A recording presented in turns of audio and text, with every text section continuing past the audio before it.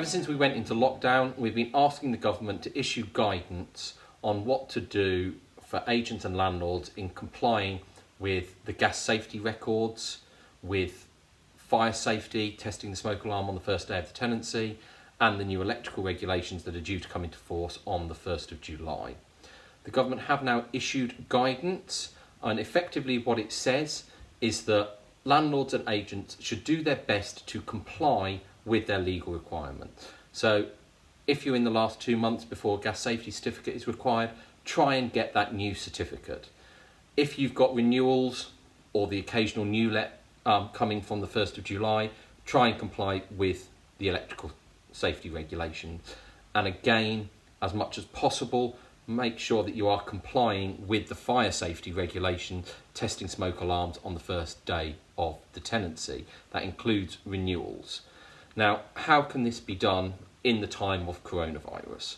So a few practical tips is one, with gas safety and electrical safety, if the gas engineers and the electrical engineers will go in, then you can book them. But a few things that I might suggest is check that they're not showing any symptoms. Ask them specifically about whether or not they've got a dry cough, they've got a fever, they've got shortness of breath. Do the same with your tenants so that you're protecting your tenants against introducing the virus as a result of the contractor coming into their home, and protecting the contractor against the tenants.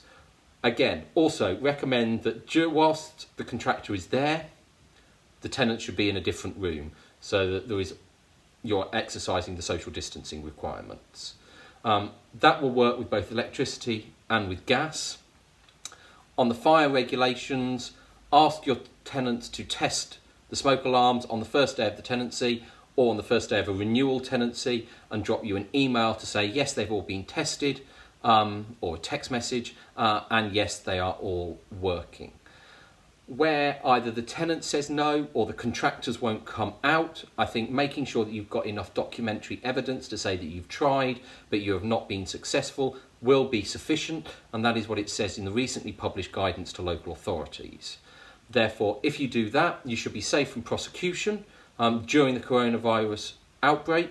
But once we go back to normal, make sure during the next few weeks you're keeping a log of where you haven't been able to comply with your legal obligations. And then as soon as we go back to normal, then make sure you prioritise getting those legal obligations completed as soon as possible.